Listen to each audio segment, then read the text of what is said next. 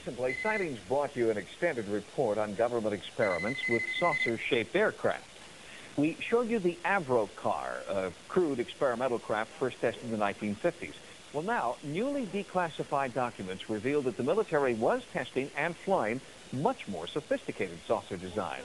The secret project was codenamed Silverbug. Near the end of World War II, the Allied forces had gained complete air superiority over Hitler's Luftwaffe. The Germans were desperate. They ordered the immediate development of an aircraft capable of vertical takeoffs and landings, because nearly all of their runways had been destroyed. The project was spearheaded by Dr. Richard Mita, known today as the father of saucerology. Dr. Mita was hired by the Luftwaffe, the German Air Force, to build a saucer-shaped craft that could vertically ascend and, with rockets, shoot down large numbers of Allied planes. But the Germans were too late. The war ended before Mita's saucer got off the drawing boards. But his designs and technological breakthroughs did not go unnoticed by the American military.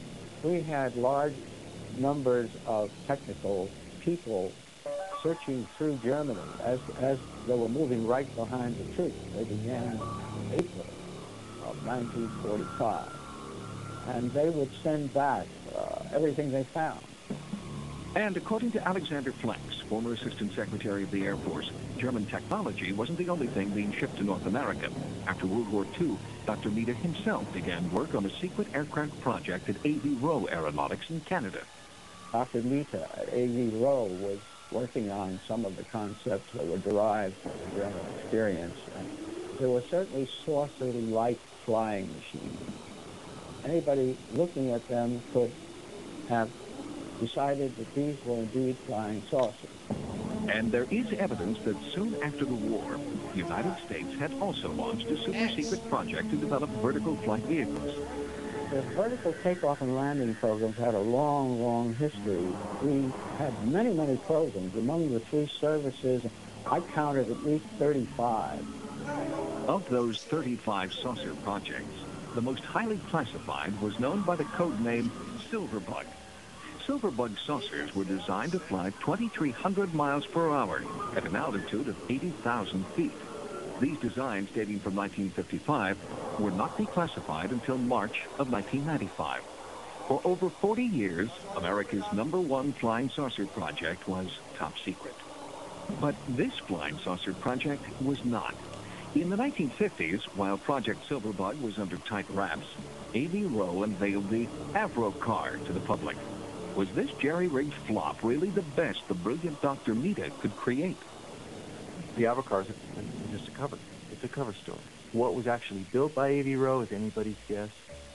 Ufologists believe that the U.S. military had everything to gain and nothing to lose by insinuating that this was the state-of-the-art for flying saucers. It would deflect attention away from real saucers being tested and spotted by amateur skywatchers in the American Southwest. There is virtually no doubt in my mind that the United States government built German-inspired designs in this country that were probably seen by many people, and probably some crashed. The release of Silverbug's plans and protocol offers an interesting twist in the great debate over what crashed near Roswell, New Mexico. It could very well have been a flying saucer, but one of ours, not one of theirs, and not the first. In Germany, at about the turn of the century, many, many secret societies developed. The Vril machine was built by the Vril Society.